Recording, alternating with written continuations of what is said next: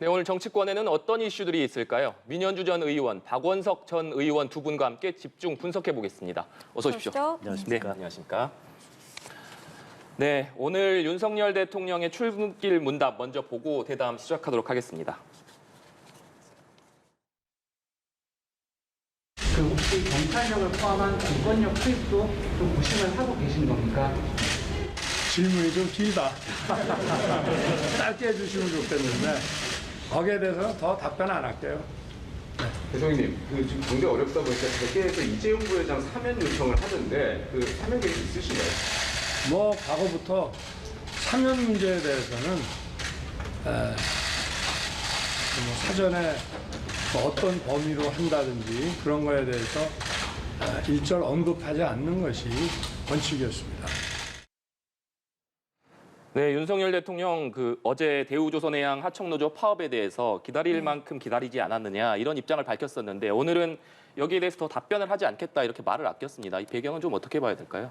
우선 어제 조금 이제 대통령이 원칙에 입각한 발언을 하셨고요. 그리고 그 이후에 또 노동부 장관도 현장에 달려가서 직접적으로 그 현상 어떻게 지금 이 사안을 해결할 수 있는지에 대해서 직접 개입하기 시작했던 개입이라기보다는 노력을 하기 시작했죠. 중재하기 시작했죠. 그래서 오늘 윤석열 대통령이 도어 스태핑에서 저 정도의 발언을 통해서 지켜보겠다라는 그런 메시지를 준 건 저는 굉장히 바람직하다고 봐요. 그러니까 모든 사안에 대해서 항상 매일매일 임팩트 있는 발언을 해야 된다는 그런 강박관념을 가질 필요는 없거든요. 대통령이 어제 발언이 오늘 침묵으로 인해서 그 기조가 기본적으로 유지되고 있구나. 다만 정부가 좀 더 노력을 하고 노사 간의 관계에서도 일단 자율적으로 어떻게 해결할 수 있는 그런 길을 좀 터준다라는 측면에서 저는 대통령의 오늘 메시지는 되게 적절했다고 생각합니다. 네. 역시 박원석 전 의원께서는 어떻게 보셨습니까? 그러니까 어제 하셨던 말씀이 이제 공권력 투입을 시사했다.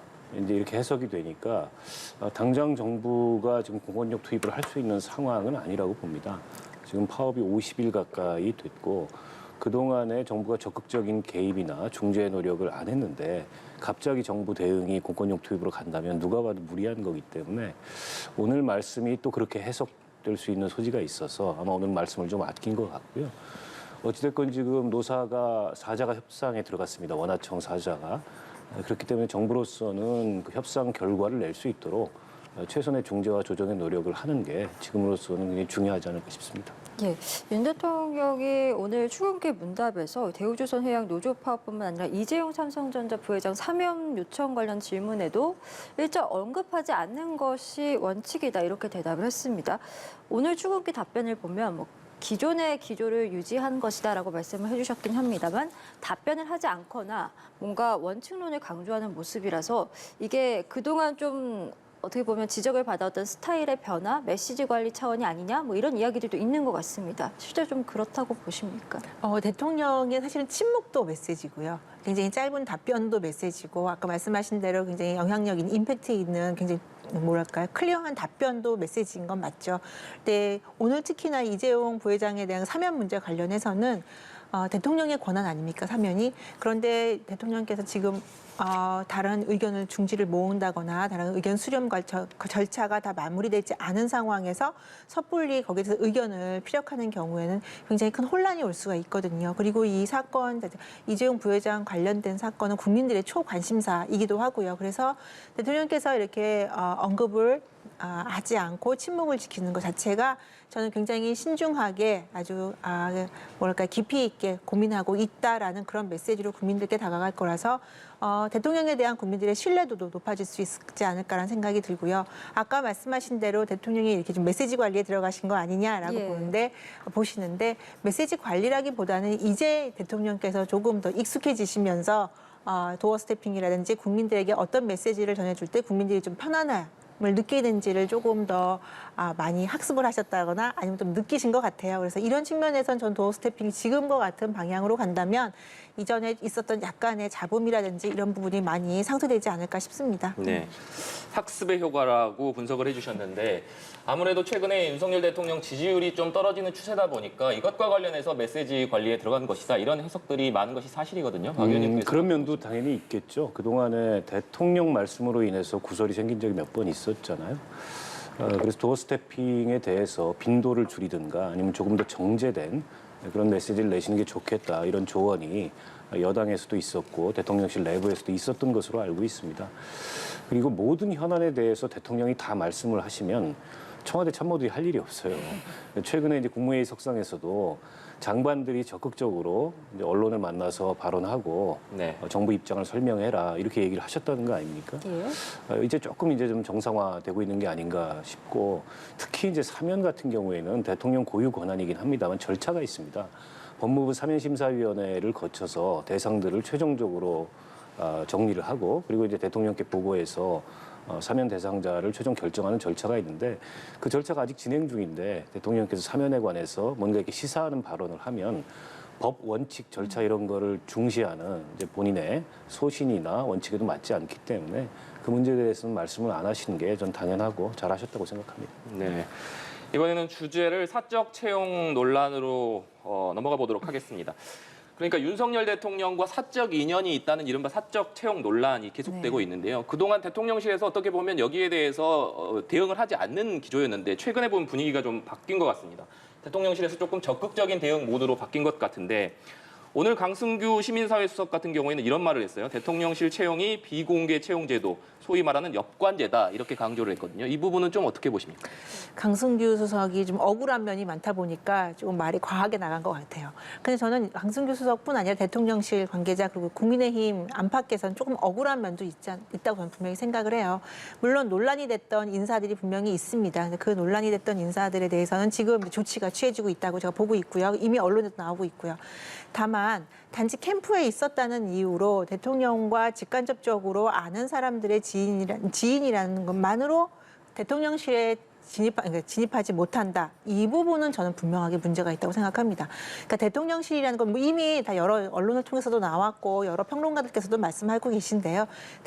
대선을 치르고 난 이후에 대통령실에 들어가서 이제 일을 할 사람들은 사실은 기간이 정해져 있는 기간인 거죠. 그러니까 어공, 늘공 이렇게 나오는데 공식 공무원들이라기보다는 그 기간 동안에 대통령 임기 기간 동안에 대통령과 사실은 운명을 같이 할 사람들이 대통령실에 들어가요. 물론 5년 동안 다 잊지 못할지라도 예. 이 대통령의 성공과 실패에 그걸 함께 할 사람들이거든요. 운명 공동체라고도 보시면 됩니다.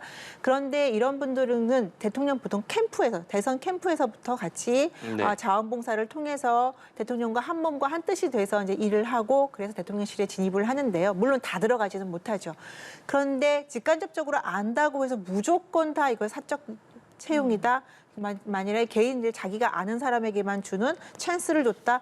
이렇게 보는 거는 이제까지 역대 정부에서 역대 대통령실에서 있었던 청와대에서 있었던 인사 모두를 부정하는 거라고 생각을 합니다. 그래서 이거는 골라서 물론 아까도 말씀드렸지만 사실은 이제 뭐 논란이 됐던 그런 문제들은 해결을 해야 되지만 그렇다고 해서 이 프레임 자체를 사적 채용 논란 이렇게 만들어가는 것 자체는 민주당도 자기 스스로를 부정하는 거고요. 노무현 정부 때, 문재인 정부 때, 그 이전 정부 때 인사 모두를 부정하는 문제라서 저는 이거는 분명히 민주당이 더 나간다면 역풍을 불 거라고 생각을 해요. 특히 오늘 박홍근 원내대표 교섭단체 대표 연설에서 굉장히 품격이 떨어지는 연설을 했거든요. 그래서 이 부분에 대해서는 분명히 가려서 이야기를 해야 된다. 우리가 문제가 되는 부분과 문제가 되지 않는 부분은 모두 다 엮어서 능력이 있고 공헌을 했고 대통령과 함께 갈 사람들까지도 이렇게 프레임을 걸어서 다 매도해 놓는 거는 분명히 문제가 있다라고 생각합니다. 예, 마치 측근을 비밀리에 채용한 것처럼 호도하고 있다. 그러니까 왜곡 프레임을 씌우고 있다라는 것이 국민의힘의 입장입니다. 근데 사실은 지금 대통령 국정수행에 대한 지지율이 많이 떨어지는데 이제 인사가 가장 큰 원인 중에 하나다. 이런 객관적인 진단이 나오지 않습니까? 국민들 여론조사를 물어봐도 그렇고.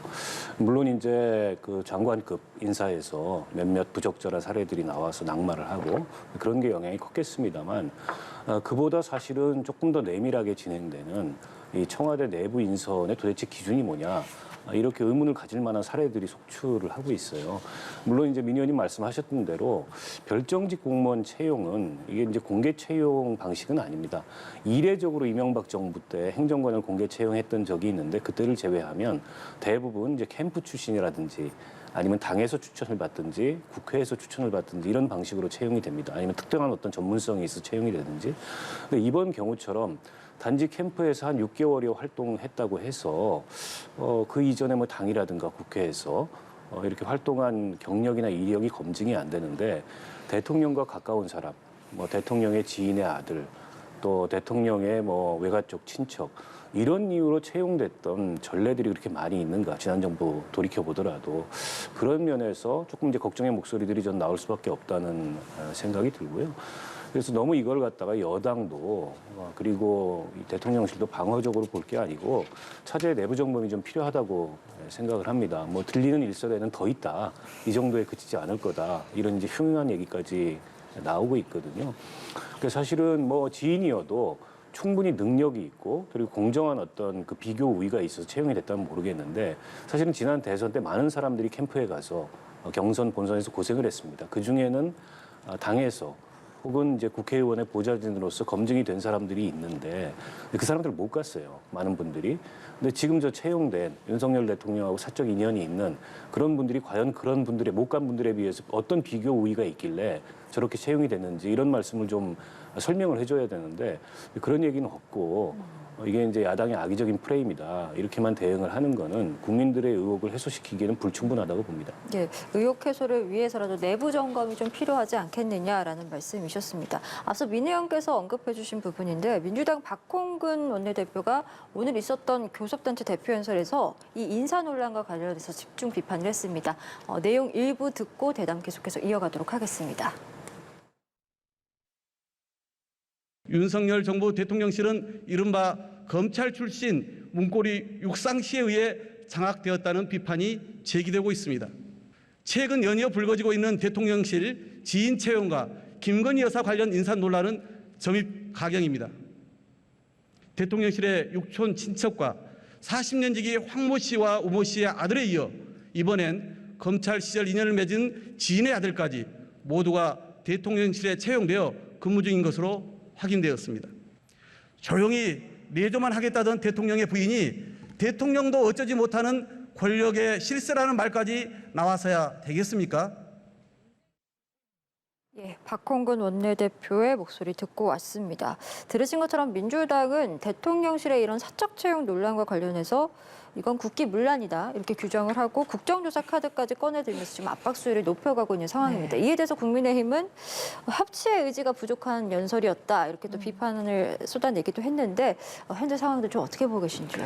일단 원내대표의 교섭단체 연설은 사실은 그 상대당을 저렇게까지 원색적으로 비난하지는 않거든요. 왜냐하면 원내대표는 교섭 협상의 당사자이기 때문에 네. 왜 가급적이면 원내대표는 정책 중심이라든지 국회 내에서 원구성이나 국회 운영과 관련돼서 물론 비판점이 있으면 비판을 하지만 건설적인 뭔가 대안을 마련하는 그런 연설을 하는데 오늘 박홍근 원내대표는 당대표를 넘어서는 연설을 한 것 같아요. 그래서 과연 이분이 지금 원구성 아직 완성 안 됐는데 원구성에 어떻게 협상에 임하려고 하는지라는 건 좀 걱정이 되고요.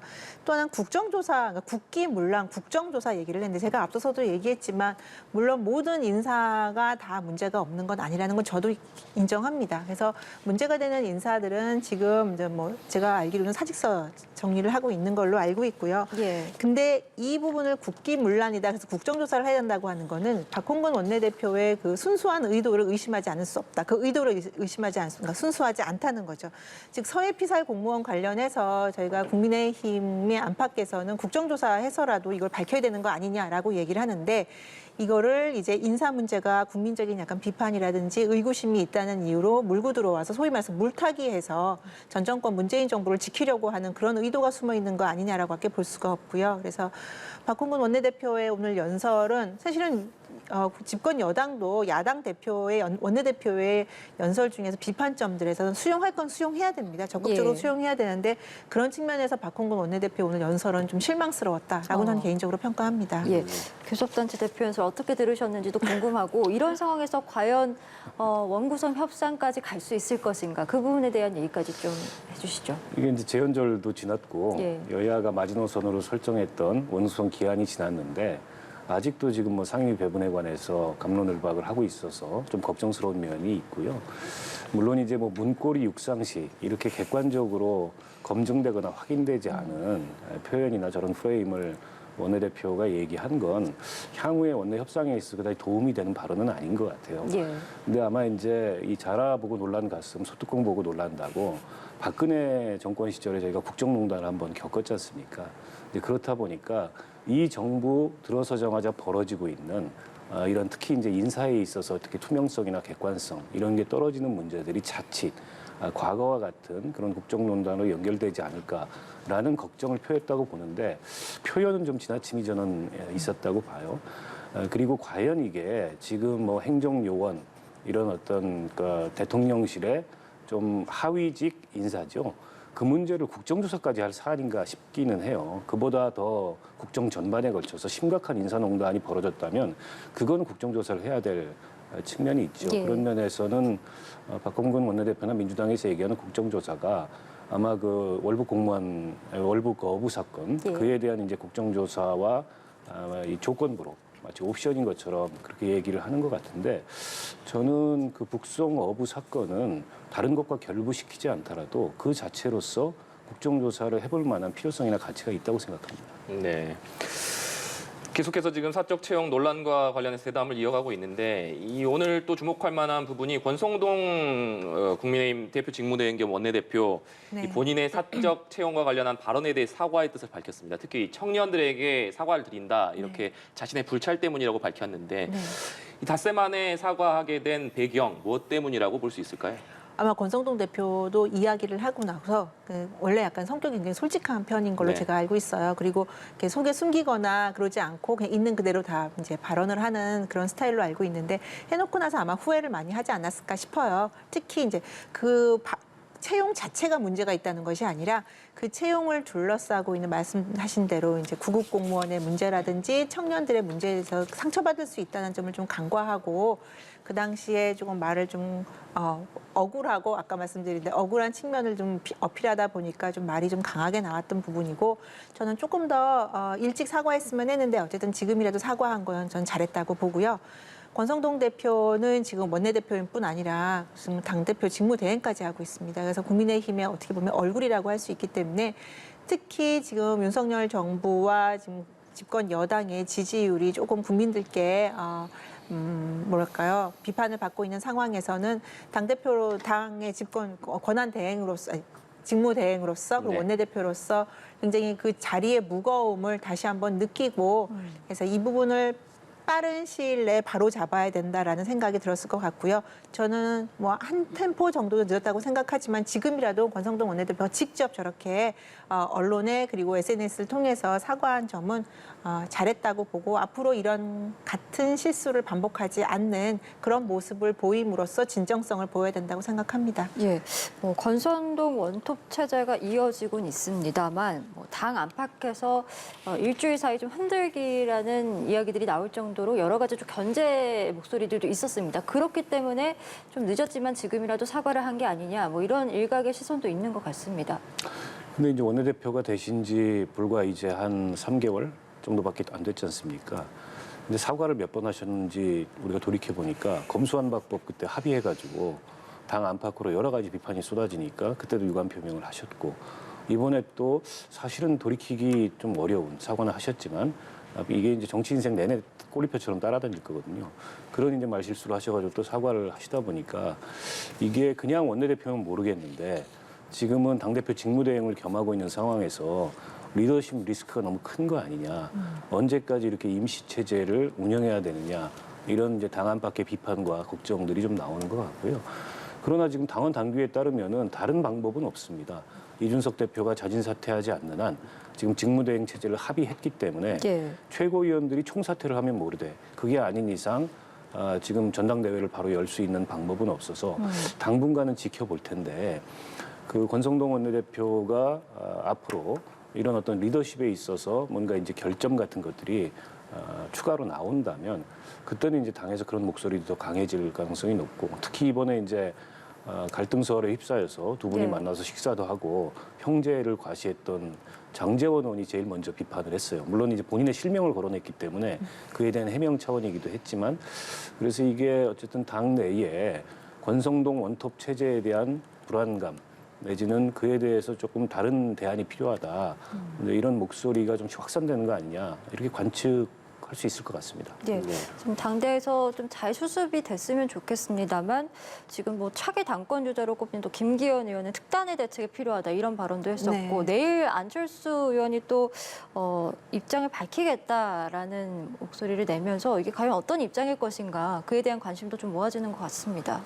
그래서 권성동 원내대표가 앞으로 일주일 동안 당을 어떻게 추스리고 지금의 저희가 비판받는 점들에 대해서 어떻게 정리해 나가고 새로운 리더십을 보이는가가 중요한 시기인 것 같아요. 저는 앞으로 일주일 동안 권성동 원내대표의 그런 모습 속에서 이후의 전당대회나 아니면 지금의 직무 대행 체제로 지속하는지가 좀 결정되지 않을까 싶고요. 그런데 지금 거듭 말씀드리지만 지금 사실은 전당대회를 바로 결정하기가 쉽지는 않은 상황이에요. 국민의힘 내부에서 전당대회의 동력을 받기 위해서는 뭔가 윤석열 정부와 그다음에 집권 여당의 힘을 모아서 가자 이런 부분이 있어야 되는데 지금 전당대회를 했을 경우에는 오히려 더 갈등이나 경쟁 이런 문제들 때문에 국정 운영에 힘을 좀 못 받지 않을까. 그래서 안철수 의원이 어떤 입장을 발표할지는 잘 모르겠습니다만 김기현 의원도 제가 보기엔 무조건 뭐 전당대회를 가자 이런 차원이라기보다는 좀 당이 힘을 모으자 이런 지금 계속 인터뷰나 발언을 하고 있는 것으로 제가 듣고 있고요. 그래서 앞으로 일주일 동안 권성동 원내대표가 어떻게 당을 추스리느냐 여기에 달려 있지 않나 싶습니다. 네, 지금 일주일 동안 권성동 원내대표의 그 당을 어떻게 리더십을 보여주느냐 그런 말씀을 하셨는데 그럼에도 불구하고 오늘 아침에 김기현 의원이나 안철수 의원이 열었던 토론회에는 상당히 많은 수의 의원들이 좀 몰려들면서 아무래도 이분들이 차기 당권 주자로 꼽히다 보니까 여기에 얼만큼 많은 의원들이 몰려드느냐 이것을 놓고 또 여러 가지 해석이 나오는 상황인 거 아니겠습니까? 김기현 의원 같은 경우에는 원내대표를 딱 임기 마무리 지었고 그 이후부터 계속 준비를 하시는 걸로 알고 있어요. 여러 인터뷰를 통해서도 여러분들 이제 많이 알고 계시지만 안철수 의원 같은 경우는 제 개인적으로 사실 차기 대권 주자로 본인 스스로도 그리고 국민들로도 그렇게 인식이 되고 있는데 과연 지금 윤석열 정부가 들어서고 첫 번째 당대표 전당대회가 되는 겁니다. 그럼 만약 한다면 그때 차기 대권 주자가 전당대회에서 당대표를 하는 것이 글쎄요 당원들과 국민의힘 안팎의 당원들과 국민의힘 지지자분들에게 얼마나 소구력을 가질지는 좀 지켜봐야 될 것 같아요.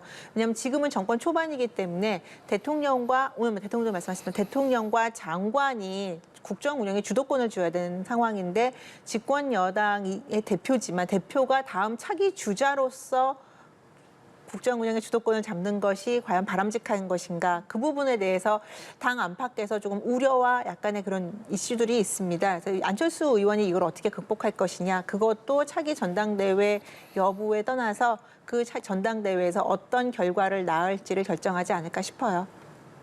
예, 알겠습니다. 민주당 이야기로 좀 넘어가 보겠습니다. 전당대회를 앞두고 당내 비명계 후보들이 이재명 의원의 일명 사법 리스크를 부각시키고 있는 모습입니다. 여기에 또 친 이재명계가 반발을 하면서 당내 긴장감이 높아지고 있는 상황인데 민주당의 이 상황들 좀 어떻게 전망하고 계신지요? 뭐 예상됐던 상황이기는 합니다. 이재명 의원이 출마를 안 하셨으면 모르겠는데 어쨌든 출마를 한 이상 이른바 이제 이 반명이라고 하는 경쟁 주자들 사이에서는 이재명 후보가 안고 있는 뭐 사법 리스크가 사실은 뭐 없는 게 아니고 객관적으로 지금 검찰이 수사하고 있는 그런 이슈만 해도 한 5가지가 되기 때문에 그걸 거론하지 않을 수 없고 그게 이제 이재명 의원 개인의 리스크를 넘어서서 특히 당대표가 된다면 당이 총력을 다해서 그걸 방어해야 되는 이제 당의 리스크가 될 수 있다 이런 우려를 하는 것 같아요. 게다가 이제 민주당 당헌에 보면 기소가 되면 이 당직자가 이 권한이 정지되도록 돼 있습니다. 당 대표가 됐는데 만약에 기소가 되면 당 대표로서의 직무가 이 정지가 되기 때문에 그것 또한 이제 당의 리더십의 공백을 발생할 수 있고 당의 리스크가 될 수 있기 때문에 여러 가지 우려들이 나오는 것 같은데 저는 이재명 의원이 당 안팎의 그런 우려나 비판을 지금은 그냥 받아들이고 들을 때라고 생각합니다. 출마를 기왕 한 이상 당의 어떤 통합과 포용과 더 나아가서 어떤 확장 이런 걸 고려한다면 그에 대해서 일일이 반박하거나 또 이재명 의원과 가까운 주변에서 이른바 이제 측근 그룹에서 그에 대해서 과민 반응을 하는 것 자체가 오히려 당의 어떤 통합이나 단합을 해칠 우려가 더 크거든요. 그래서 여러 가지 좀 무리수를 든 측면이 있잖아요. 지난번 개항선거 출마도 그렇고 예. 이번에 당대표 선거 출마도 그렇고 대선 지선 패배에 책임이 있다는 이 책임론을 본인도 인정을 한다면 대승적으로 지금은 비판을 들을 건 듣고 또 지적을 받을 건 받으면서 이걸 그냥 뚫고 나가야지 그걸 일일이 반박하고 갈등을 더 키우는 방식으로 하는 거는 이재명 의원의 장래를 생각해 봤을 때도 그다지 좋은 방식은 아닌 것 같다는 생각이 듭니다. 네. 이재명 의원 같은 경우에는 뭐 몇십 년 동안 본인을 탈탈 털었는데 나온 게 아무것도 없지 않느냐, 고발만 하면 사법 리스크냐 이렇게 하면서 강하게 어떤 이런 비판의 목소리에 대해서 반박을 하고 있거든요. 이 부분은 네. 좀 어떻게 보고 계십니까? 뭐 이제까지는 모르지만 지난 대선 때 나왔던 의혹들이 워낙 많아서 그리고 지금 이제 검찰이 수사하고 있지 않습니까? 그래서 그건 지켜보면 될 것 같아요. 그러니까 이재명 의원이 정말 그렇게 문제가 없다면 아무리 뭐 이번 검찰이 수사를 한다고 해도 뭐 나오는 게 없겠죠. 그렇게 되면 뭐 당대표직 수행하는 데 문제가 없을 거고요. 이재명 의원이 이야기한 바대로 모든 책임은 내가 진다라고 했으니까 뭐 저는 이제 어대명이라기보다는 어책명이 되는 것이 아닌가. 네. 어차피 책임은 이재명 의원이 지는 겁니다. 당대표가 되는 게 지금 거의 기정사실이다라고 이제 언론에서도 이야기하고 여론도 그렇게 조성이 되고 있는데요. 만일에 이 상황에서 이재명 의원이 당대표가 되면 그 이후에 나오는 사법 리스크라든지 아니면 국민의힘과의 이슈에서 어떻게 민주당이 대응을 할 것인지 그거에서 사실 민주당이 그렇게 되면 국민의힘이나 여기 공세를 하지 못하게 되는 상황들이 사실 저는 발생할 거라고 생각하거든요. 이재명 의원의 한계 때문에 이런 점에서도 다 이재명 의원이 책임지고 가는 거라서요. 저는 지켜보면 알 거라고 생각해요. 근데 다만 이재명 의원이 전당대회에 나오고 그다음에 그 이후에 그 행보에 대해서 민주당에서 비판하는 거에서는 저는 한 가지 짚고 싶은 게 사실은 친문 진영이 제대로 하지 못한 거에 대해서 반발심으로 친명계가 생겨났고 예. 그래서 친문계가 과연 친명계를 비판할 그런 위치에 있는지도 잘 모르겠고요. 그래서 그런지 이재명 의원이 이번 전당대회에 나오면서 내건 이슈가 민생입니다. 생각보다는 뭐 집권 여당의 문제점, 뭐 윤석열 대통령의 문제점을 지적하기보다는 우리는 민생을 향해서 가겠다라고 했는데 글쎄 이 패러다임이 이재명 의원이 기대하는 바대로 이 패러다임이 얼마나 국민들에게 통할지는 좀 지켜봐야 될 것 같습니다. 예. 네. 민주당 예비 경선 이제 일주일 앞으로 다가왔는데 그래서 경쟁이 굉장히 치열해지는 것 같습니다. 이재명 의원도 그렇고 당권 주자들 모두 중앙위원 표심 잡기에 분주한 모습인데요. 상황도 좀 어떻게 보고 계십니까? 일단 중앙위원회가 70%의 결정권을 갖고 국민 여론조사 30%를 듣도록 룰이 변경됐지 않습니까? 그러니까 이재명 의원이 뭐 컷오프를 통과할 가능성에 대해서는 의심의 여지가 네. 없는 것 같아요. 그럼 나머지 이제 최종 주자 두 분이 누가 될 건가? 이걸 가지고서 여러 관측들이 있는데, 근데 민주당의 중앙위원들이 보면 국회의원들이거나 광역시도당 위원장들이거나 원외위원장들이거나 그러니까 정치를 굉장히 오래 하고 경험이 많은 분들이기 때문에 어떤 것이 당에게 이로운 전략적 선택인가 이런 걸 기준으로 고민을 하지 않을까 싶어요. 물론 그분들이 이제 계파에 이렇게 저렇게 속해 있지만 계파라는 틀내에서 판단을 하는 것도 하나의 기준이 될 수 있겠으나 그것만 가지고 판단할 만큼 그렇게 이제 경험이 없거나 또 이 당의 어떤 진로에 대해서 좁게 보는 분들은 아닐 거기 때문에 예. 그 이재명 의원의 통과는 기정사실이고 그러면 이제 나머지 두 분의 경선 파트너를 선택하는 데 있어서는 그런 일종의 전략적 판단이 작용하지 않을까 저는 그렇게 전망을 합니다. 네. 또 지난 대선 경선 과정에서 이재명 후보와 이낙연 후보 간의 어떤 이른바 명락 대전이라고 불릴 정도로 갈등이 있었기 때문에 네. 이번에는 또 대표적인 이낙연계로 꼽히는 서른 의원도 후보로 출마하지 네, 않았습니까? 네. 이 전당대회 과정에서 이것이 아무래도 이 경선 과정이 네거티브로 좀 흐르게 된다면 네. 컨벤션 효과를 누리기보다는 오히려 역 컨벤션 효과가 날 수도 있을 것이다. 이런 우려의 목소리도 좀 있는 것 같아요. 그래서 아마 친문계, 친명계 모두 다 이번 전당대회에 참여하지 말자라고 하는 것이 97그룹에서 나왔던 것이 아닌가 싶어요. 그런데 이미 주사위는 던져졌고 그 싸움에서 누가 이기느냐에 따라서 2024년 공천권이 결정이 되기 때문에 아마 사활을 건 네거티브 전도하지 않을까 싶어요. 저 개인적으로 그렇게 생각합니다. 알겠습니다. 저희 오늘 두 분 목소리는 여기까지 듣도록 하겠습니다. 민현주 전 의원 그리고 박원석 전 의원과 함께했습니다. 오늘 말씀 고맙습니다. 감사합니다.